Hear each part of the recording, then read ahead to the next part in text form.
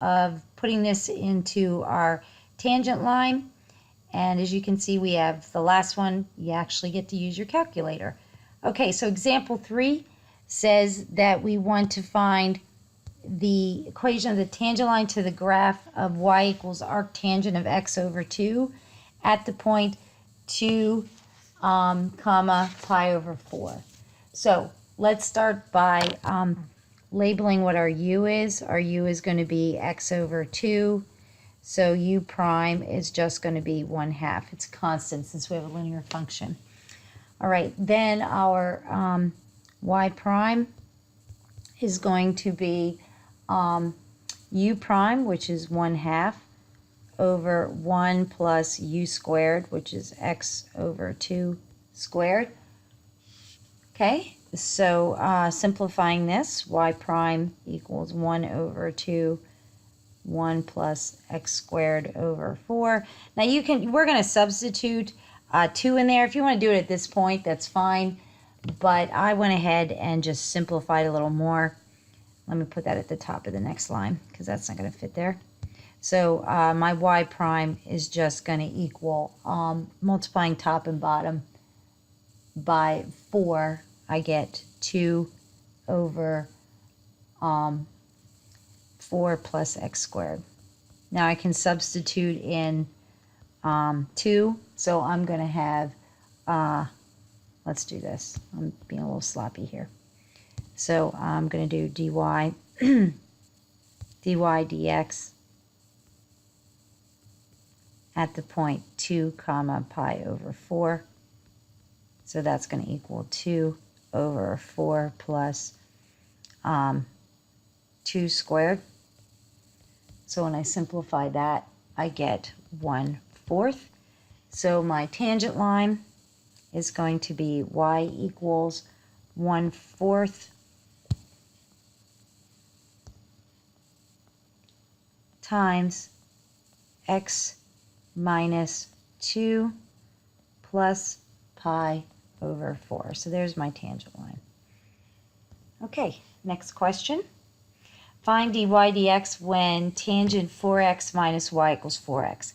And I gave you a little hint here. All trig functions will disappear in your answer. Now this looks like it might be a little overwhelming, and trying to take the derivative directly is going to cause a lot of headaches. But one thing you should notice on functions like this is the fact that there is only one y term. There's only one y term here. Whoops. Right here. So why don't we solve that for y? Then we can take a direct derivative. So how do we solve it for y? We're going to take the inverse tangent of both sides. So if I take the inverse tangent of tangent 4x minus y, and if I do that to the left side, I have to take the inverse tangent of the other side. Now, the nice thing is this inverse tangent derivative is not that difficult. So when I simplify this, these will cancel each other because they're opposite operations. The left-hand side becomes 4x minus y, and the right-hand side is still my inverse tangent of 4x. Now the nice thing is I can solve this directly for y and just take the derivative, and I don't have any implicit differentiation. So y is going to end up being 4x minus the inverse tangent or the arctangent of 4x. So now I can take the derivative directly, which will be nice and a lot simpler. So y prime is going to be the derivative of 4x, which is 4, and the derivative of the inverse tangent. So over here, if you want to do your u, you do my u, so my u is going to be 4x, and my u prime is 4. So the inverse tangent derivative is u prime divided by 1 plus u squared. So that would be 16x squared. So writing this as one fraction, so I have to multiply the 4 times the denominator that I need. And from that, I'm going to subtract 4, and now they all have a common denominator of 1 plus 16x squared. Just in case, I might have just skipped a step here. I got that 16x squared by substituting u in there. Okay, simplifying, I get as a final answer, so when I distribute that, those two 4's will cancel, and I'll be left with 4 times 16, which is 64x squared, over my denominator, which is 1 plus 16x squared. And that was a lot easier than trying to do some implicit trig derivatives from the original function. So think about that when you see a difficult function, that sometimes using the inverse trig derivatives is easier, especially with tangent, because you don't have any square roots or anything with that one. Okay, number 5.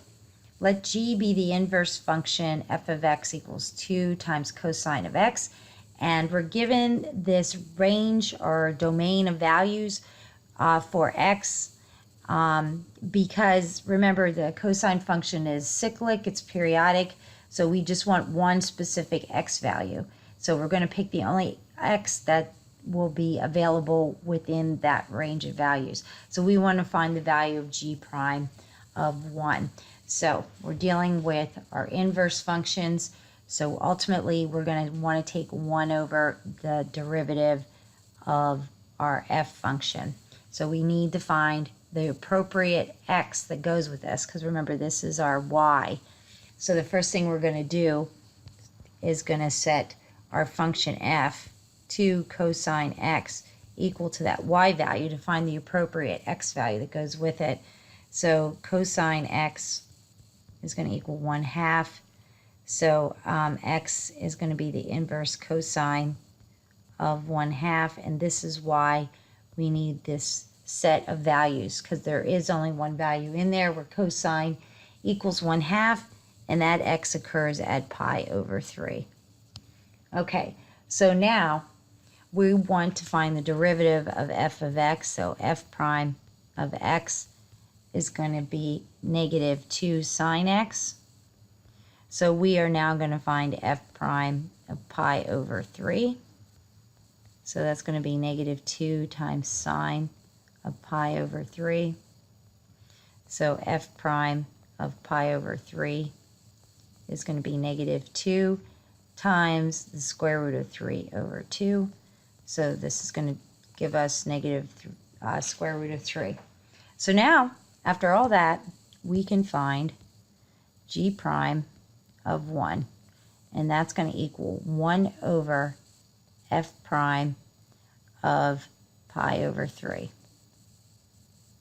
So g prime of 1 is going to be 1 over negative the square root of 3, which is a perfectly great answer. But if you want to rationalize it, you can get negative square root of 3 over 3. But I would accept either answer. Both of those are fine for an answer.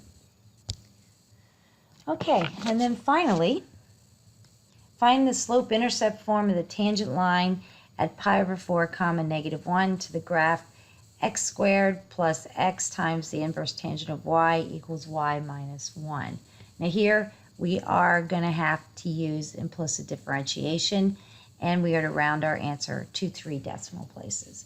So let's just jump in and get that derivative done.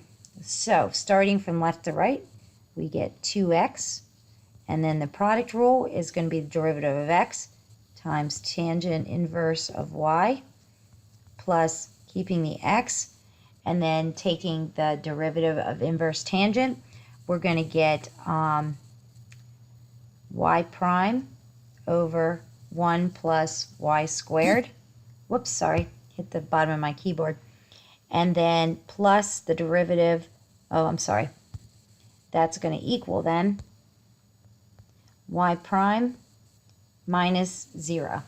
Okay, so moving, the only term that has a y prime is this one. I'm going to move that to the other side and then factor it out. So I'm going to have 2x plus inverse tangent of y is going to equal y prime times, I have a 1, and then I'm going to have minus this term. So x over 1 plus y squared.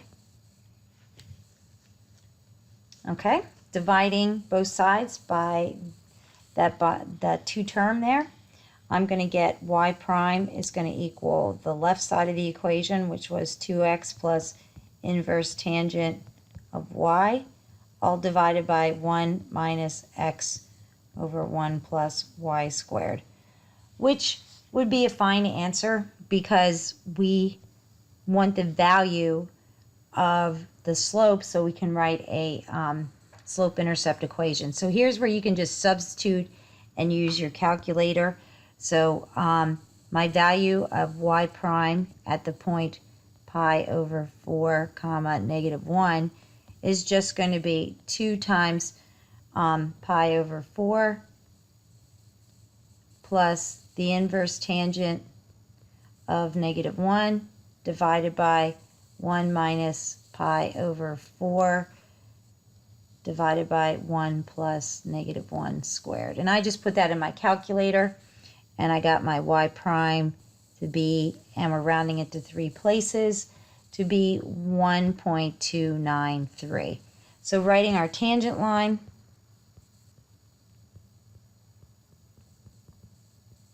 we get y equals 1.293 times x minus pi over 4, and then, minus 1, because it's negative 1, it's not positive 1. Now, they want it in slope-intercept form, so we're going to have to distribute and simplify. So y equals 1.293x, and then multiplying by pi over 4 and then subtracting the 1, we get negative 2.0157. And that wraps up our lesson on the inverse trig functions.